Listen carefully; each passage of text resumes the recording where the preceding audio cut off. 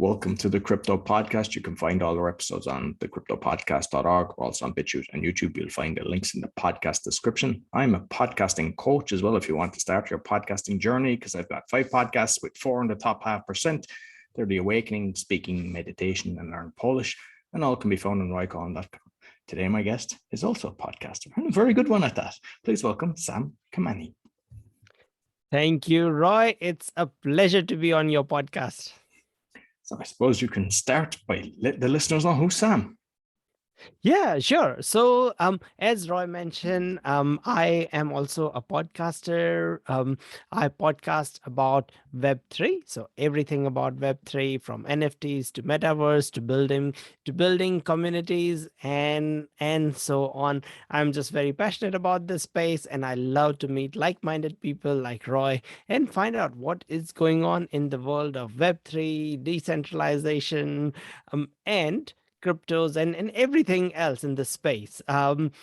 What really interests me is technological solutions which have real utility and which are not just smoke and mirrors. So that's what really interests me. Apart from that, I work for a company called moonstream.to, where we build the building blocks for Web3 games. So we have created like a Web3 engine that any games or any NFT projects can use to add more utility or more sort of mini games to their ongoing project.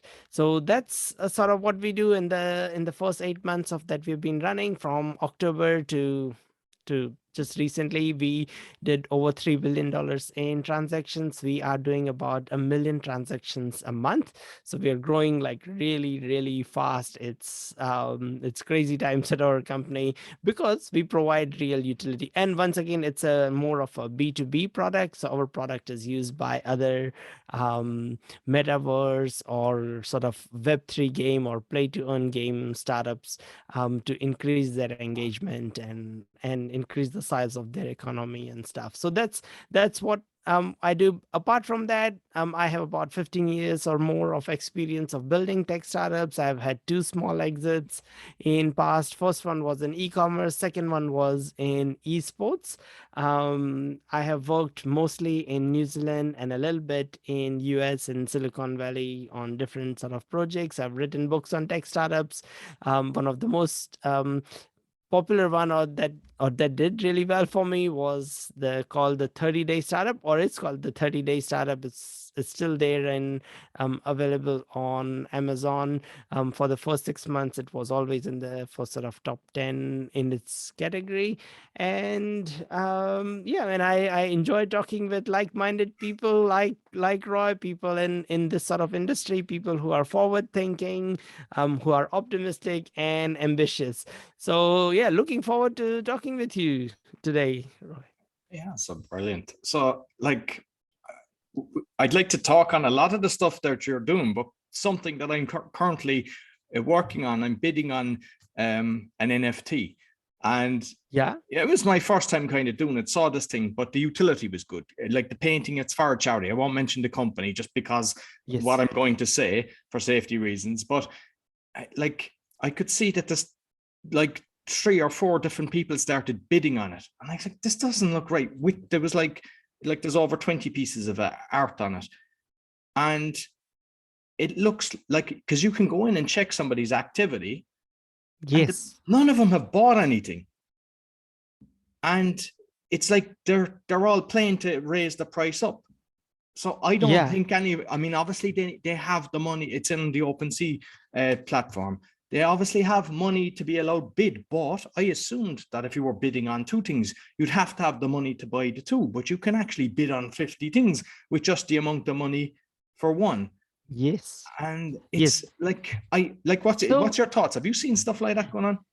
Oh, absolutely. Absolutely. So, whenever industry is new, there are lots of scams. So this is the Wild West of the online world. So just like in the mid 90s or or the late 90s, when email was still new, I used to use Hotmail, and I remember getting more like nearly 80% of my inbox was filled with emails from a so-called Nigerian prince, or someone selling counterfeit Viagra, or Canadian pharmacies, or all those types of things. And then what that meant was that there was an opportunity for people to build products, and Gmail did build an amazing product where we don't see the spam anymore. It automatically goes to the promotion folder or spam folders. And so what it means is that there is a massive opportunity to disrupt likes of OpenSea.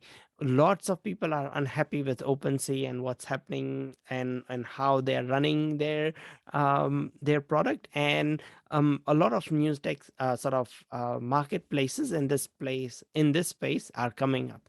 Now, the activity that you described is nothing new. That happens in traditional auctions all the time, and there are lots of even art galleries that have been blamed for doing that, where they plant someone in the audience to raise the hand who don't have the money, or who's their internal person, and even if they did buy it, they wouldn't actually change the hands, and they say, oh, sorry, the deal didn't go through or something, and then it will be listed again after a year and a half, the same painting. A friend of mine today, he said, because he was talking about the real auctions as well, he said it's like mine, yours. That's the way it did.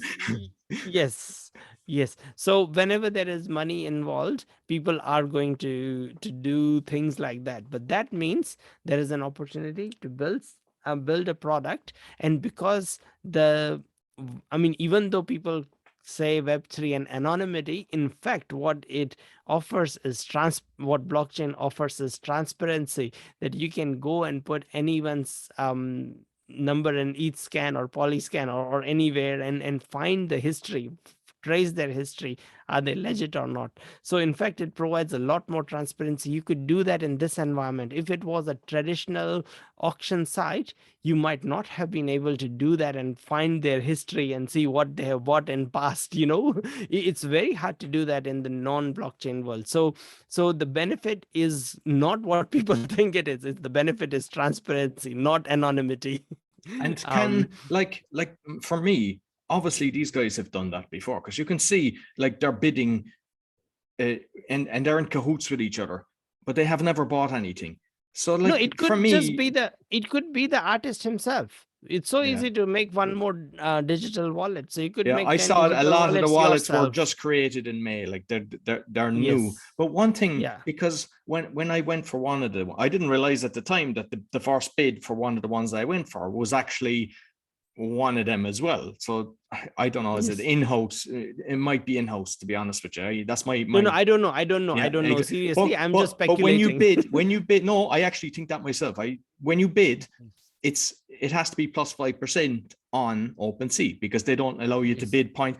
And I have seen on one of the ones that I've done that there was two bids at the exact same price, and then there was a load, and they weren't even 5%. They were like a fraction, and I was like, how is that allowed? How's that happening? Because for me, when I bid, it was automatic. So that seems strange. Have you come across anything like that? No, I have not. I have not bid. I have minted NFTs before, but I have not bid and taken part in an auction on OpenSea itself. So I cannot comment on that.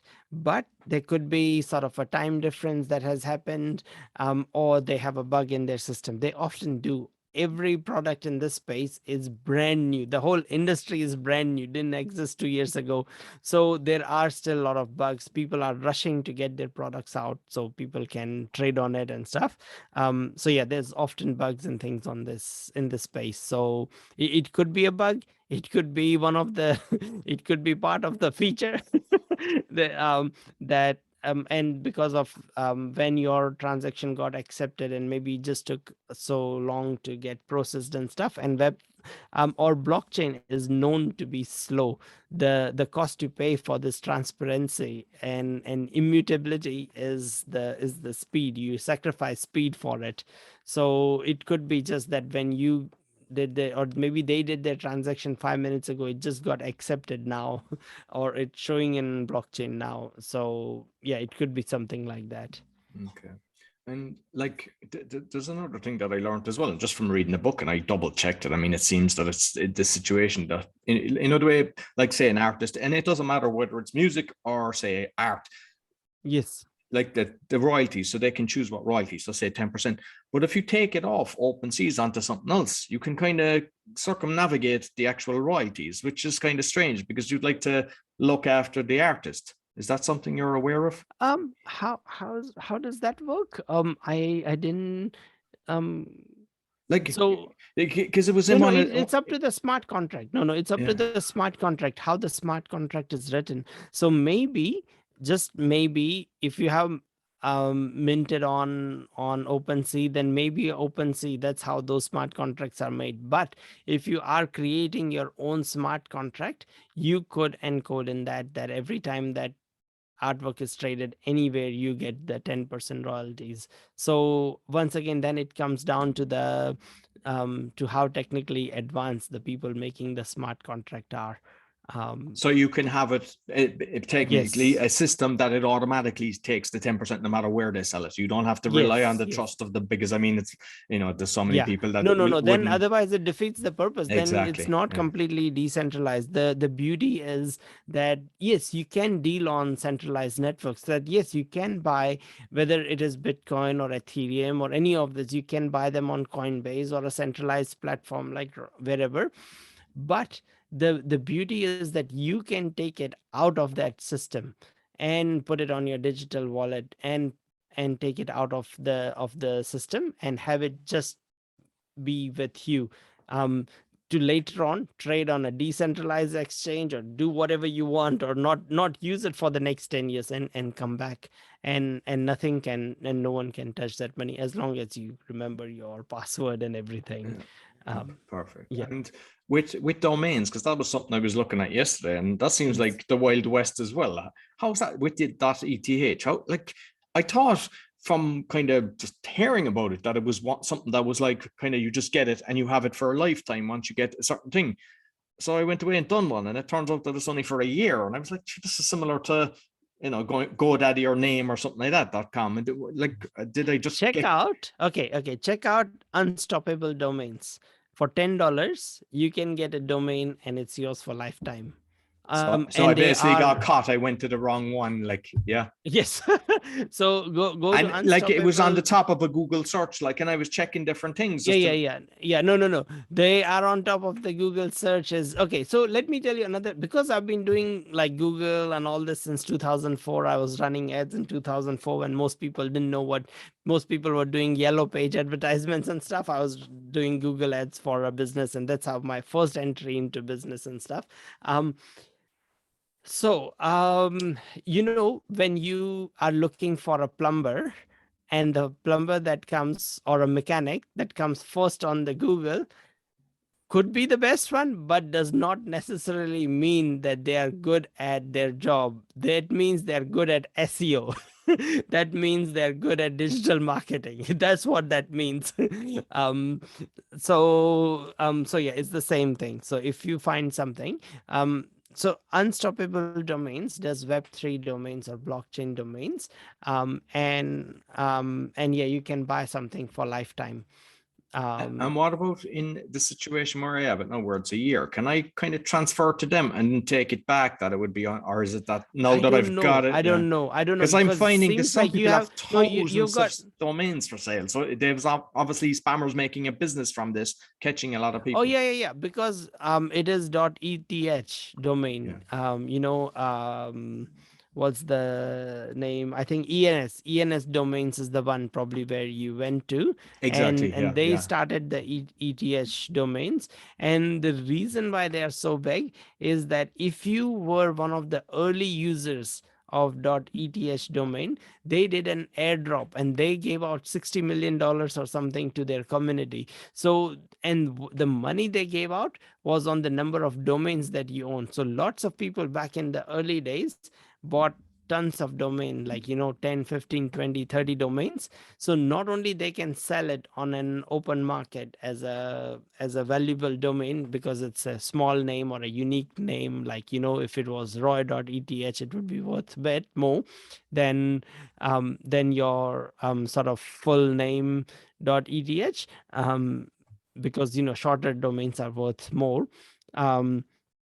And not only they get to get that price valuation going up, the more domains you held, the more money you got. So there are people who got $80,000, $60,000 just for owning few domains that they bought So for that was small great. small money back in the days. In 2020 they bought for really small amount of money, when Ethereum fees was also really low and stuff early in the days, and then they made a killing out of it. So So they have all the signatures. So they have like 60, something like 58,000 or something like that, where they've basically signed. So it looks like yes. it was kind of decentralized and created, but in reality, it was a big marketing scam and get a few people involved. So from now on, everybody's getting caught.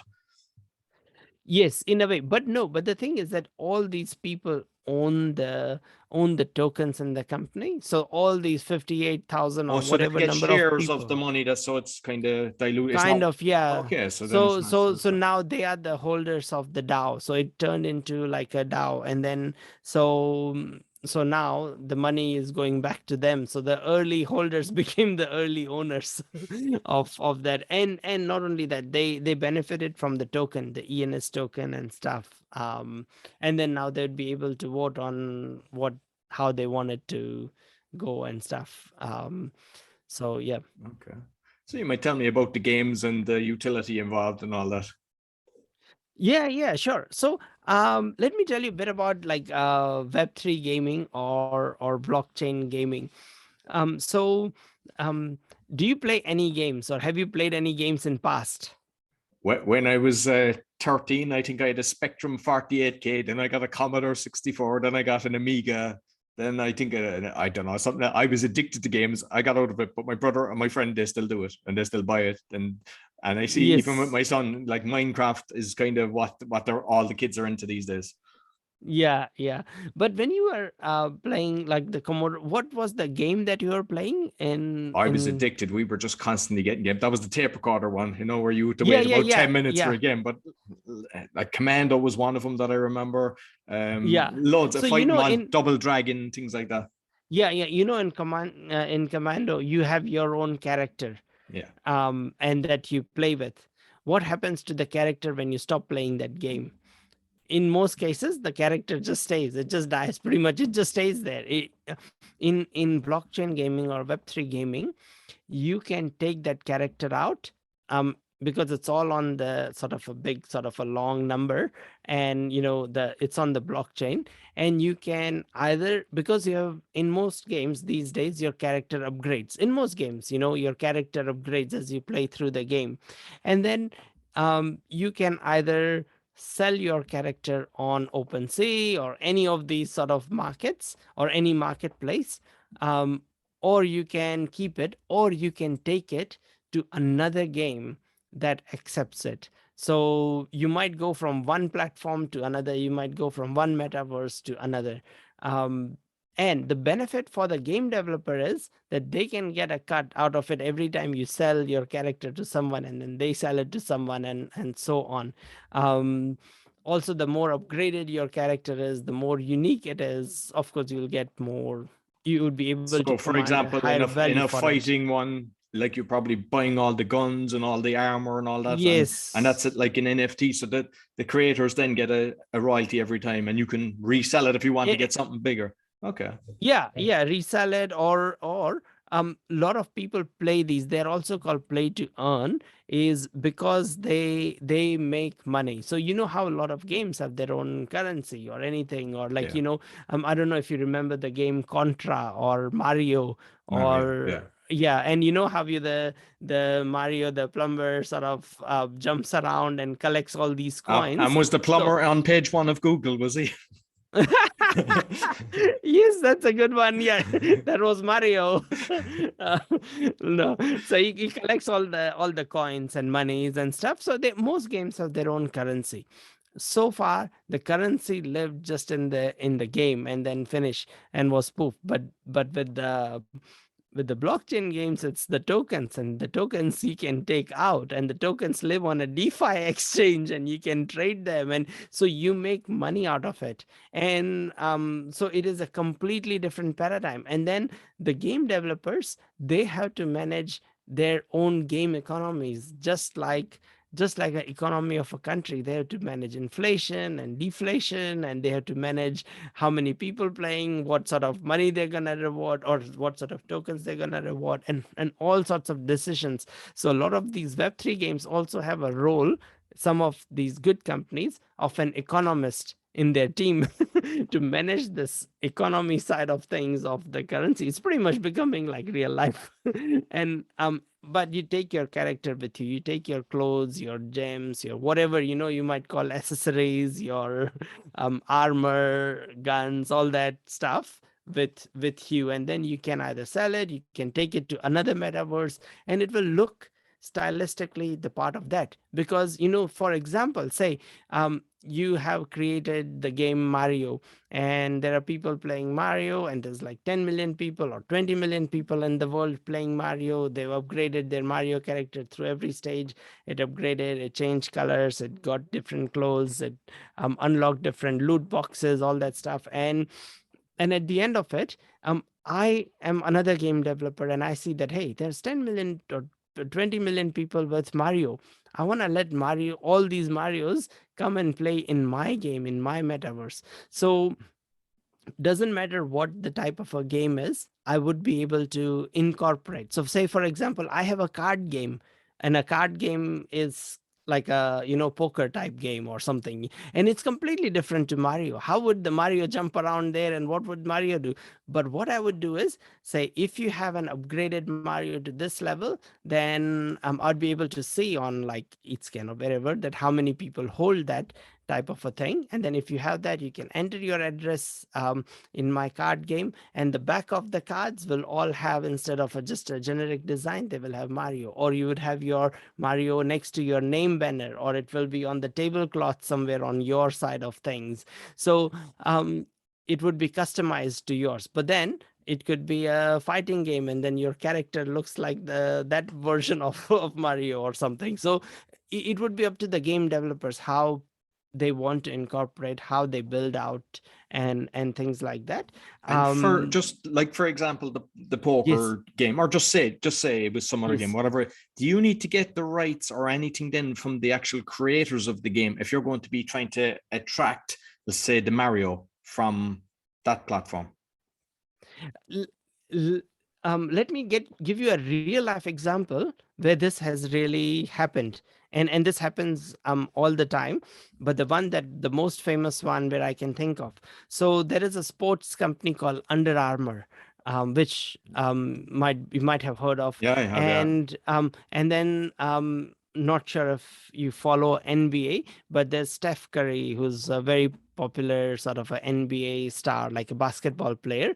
And so he did like 3,000, he did like a lifetime sort of achievement, which is a 3,000 3-pointers. And so he released 3,000 of his Under Armour shoes, because he's not with Nike, he's with Under Armour. So he released 3,000 Under Armour shoes, and you can wear his shoes. So you can wear his shoes in 3 different metaverses. So you can wear them in Decentraland, and your character will wear that, and they look stylistically as they belong in that sort of universe. Just like, the artwork in Mario is very different to the artwork in Minecraft, and different games have different artwork. So it would look like that style.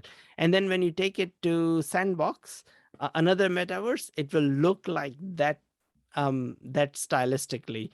And your character will be able to wear it. It will still have the same colors. So if your shoe was blue and white, it will still be blue and white, but it will be more pixelated to match the style in this game, another game. So they all collaborate. The games collaborate with Under Armour. Under Armour collaborates with Steph Curry. So but do different gaming companies collaborate with each other, or are they totally absolutely they will have to to facilitate that. So for the thing is, it's in the interest of everyone to collaborate. So for Under Armour the benefit is that they can say consumers, so it doesn't matter, you want to play Sandbox, you want to play Metaverse on Meta, like, or new Facebook, you want to play it on Decentraland, you want to play wherever, you can take our product, or your NFT that you bought of the shoe, you can put it on your character in any game. If you take it to Mario, for example, Mario will be wearing these blue Under Armour shoes that you just bought. So that's the in theory, that's how it is. But of course, these three metaverses or these three games collaborated on that. There will be more games that will collaborate in future. And just quickly on the payment then, because I see with Opensea is it seems to be like ETH, and then you transfer it to WETH. So which basically means you're not paying the gas fees when you're bidding, I suppose. It's kind of, that's the reason behind that. With the gaming, do they all do their own? Because I see there's so many, like some are using Solana. Is it that they've kind of agreed? Yeah, they do all their own. They do all their own. Then they will have to stick to their sort of, but there will be bridges and there will be ways to convert. And once again, the more problems and the more ways we'll have to work around, the more the opportunity is there for companies to come and solve those problems. And that's the reason why there are so many Solidity developers and so many blockchain developers needed and so many people in security needed, and so like everywhere, because there's just the whole field is getting built.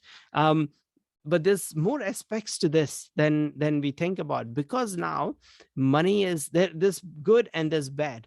As soon as money is getting involved, people are not taking it as fun. People are converting it into a job. Just like, when you were playing, say, Mario or Commando, or like, you didn't need to worry about, that when you finish the game, Commando's gone, is there. You didn't need to worry about that. You know what? You weren't seeing dollar signs that after this, I'm going to sell my Commando and all the guns I collect in this onto an open marketplace, and I might make $80 today or $10 today, so I better grind. And then it suddenly converts it into work. So even though these games are called play to earn, because now you can start playing and you can start even making money out of them. And I've heard that there's people that are kind of having teams do it from. So like they get the value of it. So they're paying people obviously less than what they're earning from it. Yes. So that was the next thing I was going to go and talk about. So since these things are happening, it is becoming like work. And then since it's becoming like work, it is starting to get outsourced. So because people look for opportunities and they think that, okay, if I am in Western Europe or North America, the minimum, I don't know, pay I can make is $15 an hour, but I can get someone for $5 an hour in Philippines, and they can still have a good standard of life. And then they can, and then the other way these play to earn games work is that they might have released the characters already. So like just this morning, I was talking with someone who is launching a horse racing game called Silks. And so they have already sold the jockeys. So and then they'll sell the horses, and so you'll need the horse and the jockey, and different horses will have different characteristics to buy and race in the game. And if the game is successful, or whenever games are successful, the value of those NFTs skyrocket. So then the NFT would be worth $3,000 or $5,000 or $80,000. And now most young people in Philippines cannot buy that. So what happens is they come together in form of guilds. And then guilds have the money. So that's what you were talking about. That's what you were just sharing. So there's where the money goes in a pool. And then the guild sponsors people. So as a young person with time but no money, you can write to the guild, or you can apply to the guild and say that, hey, I would like scholarship for this game. and can you give me scholarship, trust me with your $3,000 or $5,000 NFT, so I can go and use it in the game as my character to go and play in that game and earn some money, and then we divide it up or whatever they might negotiate on. And then it becomes like a job offer kind of a thing, and then the guild will go and do background check that these are reliable, and he won't run away with or she won't run away with our NFT. Yeah, So it's a big risk, because especially when it's yes. across the water, because that was my question when I heard about it first time. I was like, I mean, my experience in life is So everything is good till there's money involved. And if somebody understands the true value of something, it's like, hey, I've got this is X this amount is here. Like. we are talking about tens of millions of transactions. We're talking about hundreds of millions being traded every week, or if not even more. So there are 20,000 guilds in the world, and the guild could be as big as few people, two people, to 200,000 people. The biggest of the guilds are over 100,000 people in a guild. They all congregate and communicate on Discord, and sometimes a guild will even ask you for a reference from another guild or another game that you have played on. There are 1.5 million scholars who are actively playing in this game. Most of them are in Philippines and Vietnam. Philippines would be the main sort of market where and yeah, so that's what is happening at the moment. And the thing is, this all would not work without blockchain. Blockchain allows it to work and allows your characters and things to be platform agnostic. And then, when you're done, you just sell everything on Opensea and call it quits the day you're had enough, or you don't want to do it this way. But that's why I think that the future of blockchain gaming is still in building engaging IP. There's of course there's lots of people who raise money to build these blockchain games, and then they sell out all their NFTs with the promise of a really good game, and then the game doesn't deliver, and then the project disappears and stuff. So those sort of things also do happen, which did happen in the traditional gaming world as well. So I'm yeah. just thinking with the horse racing one, that if because you buy them separately. So if you bought the jockey but you weren't able to buy the horse, does that mean the jockey has to run next to the horse as well? Who knows?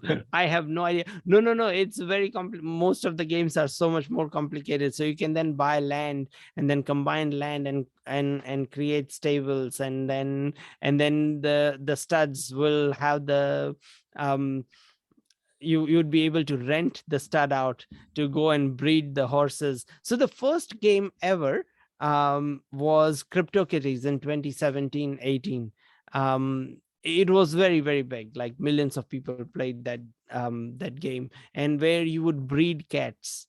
So that was it. That was the game. There was nothing more to do that. And so I was just talking to I used to play CryptoKitties in 2017, 5 years ago. And 5 years in this industry is a very long time. It's like it's like 2-3 decades. So I just this morning I was also talking to the ex co-founder of CryptoKitties, and we are just sort of exchanging sort of war stories from back in the days and stuff. And he just wanted to build a game. He was just like, or not a game, but he just wanted to build something with cats, breed the cats and stuff, because he, like the internet, like back in the days when YouTube was new, it was all like, oh, it's only for cat videos. I don't know if you remember those days. That's what YouTube Yeah, was to be I called, do. that, oh, Yeah. it's for cat videos. Nothing. It's never going to be anything serious. So he just wanted to have some fun and build it for the cats and stuff. And that's all you could do. You could get a cat, and your friend could have a cat, and you can breed those cats, and then another new baby cat will be born, and then it will grow over time or whatever, and then you can sell it. And it was very, very basic, but it started it was the first wave of people experimenting with this sort of a thing. And And I then it could was see fun. the horse one working actually, because like I know a few people that are into horses. They spend a lot of money on that. So if they got into it, because obviously the way the game is So going they to do work, real life you're going to be events. giving good food and stuff like that to the horses. Yes. And is it an algorithm based on what you have done then that will win the race? They'll probably bring betting into it as well. Then I'm assuming, will they? I assume, I don't know what their roadmap looks like. I didn't look at it in detail, but they're doing a lot of events with real life events. So a lot of the NFT projects do combine real life events. Like another guy I met, he has like some NFT samurai project. So they even do like Japanese tea making lessons and some like Japanese sort of language lessons, and they have like raffles for if you own an NFT, a trip to Japan, and all sorts of things. They have a whole list of things that they do. A lot of the NFT projects do real life events. So these guys do with the horse racing clubs and stuff, like real life events where yeah, they take people and do like they're doing with Kentucky Derby and all that stuff, some collaborations and stuff. So Brilliant. And just on Ethereum, because I know you've talked about that on your podcast, Ethereum 2.0. So what's your thoughts on that one? oh, I don't know. So in even in 2016, 17, I was hearing a lot that Ethereum 2.0 is coming, Ethereum 2.0 is coming. So it will eventually come.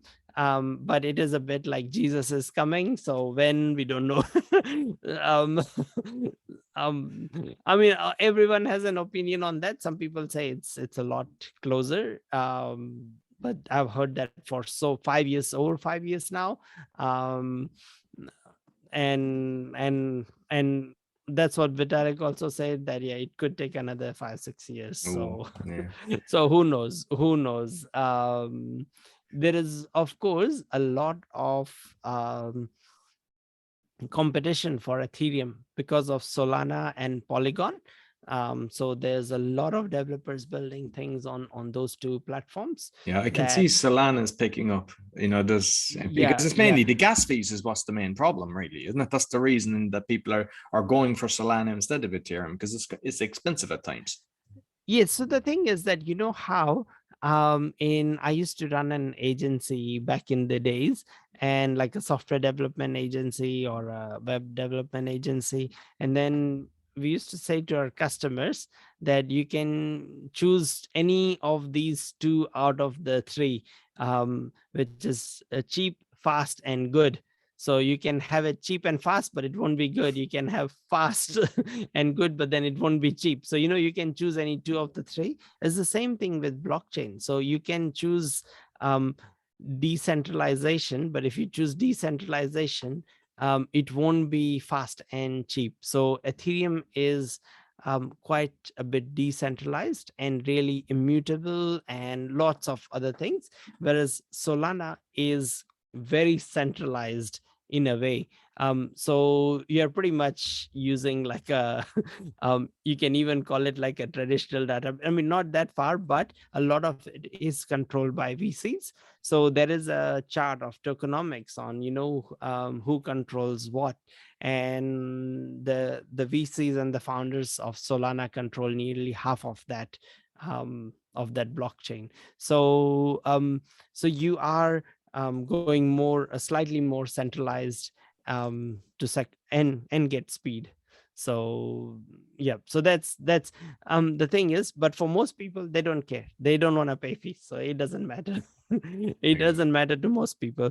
A Polygon, and there's lots of layer 2 protocols that are coming up, like Polygon and stuff. So where they use the ZK rollup and like zero knowledge proof technology.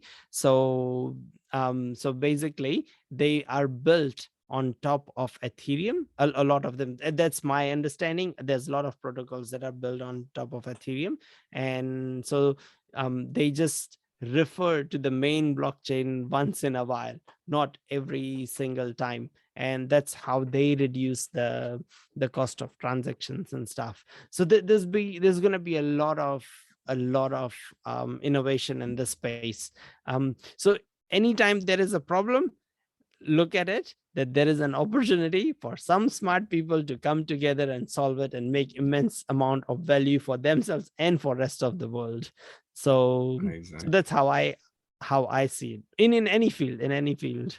Yeah. And because I mean, I just finally ask you something, but I definitely need to get you back because there's a load of different things that I want to discuss, but I just want to keep the episodes in on less than an hour. But with the lunar thing, then what was your thoughts on what happened? Because I mean, that was like a week ago or something like that. So yeah. So it's very, very interesting. I have been following, let me tell you a funny incident. So the day it happened, everyone in our company was also talking about it. We were all reading about it. The whole evening I was reading about it. And then when I went to bed, I was dreaming about that I am interviewing Do Kwon for my podcast.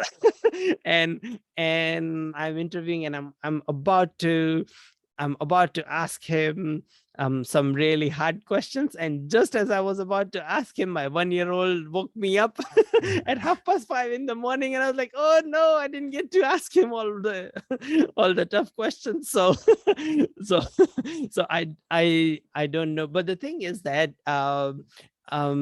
I don't quite understand the concept of algorithmic stable coins, because to me, if they are controlled by an algorithm and not backed by something real for a stable coin, there's bound to be fluctuation. And then so they are like opposites, so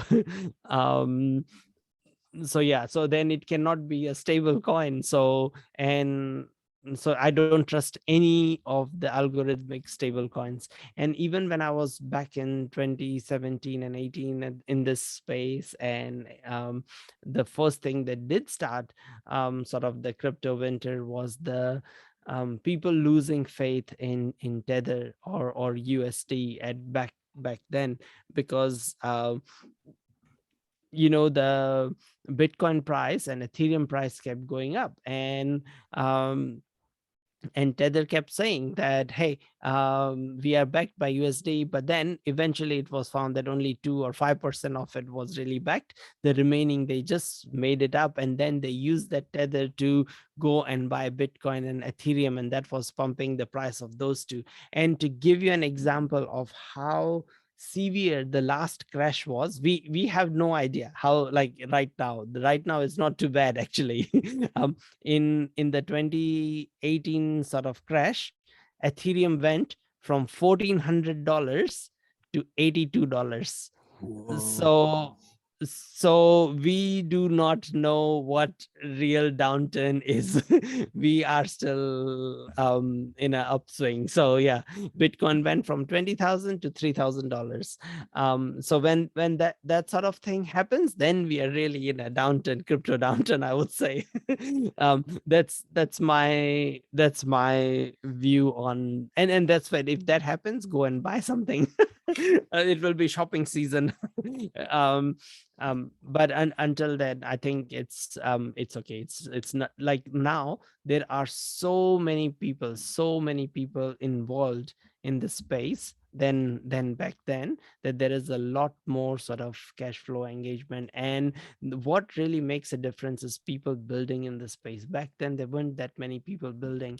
Right now there are some of the smartest people, and tens of thousands of that building products, building things, building utility in this space.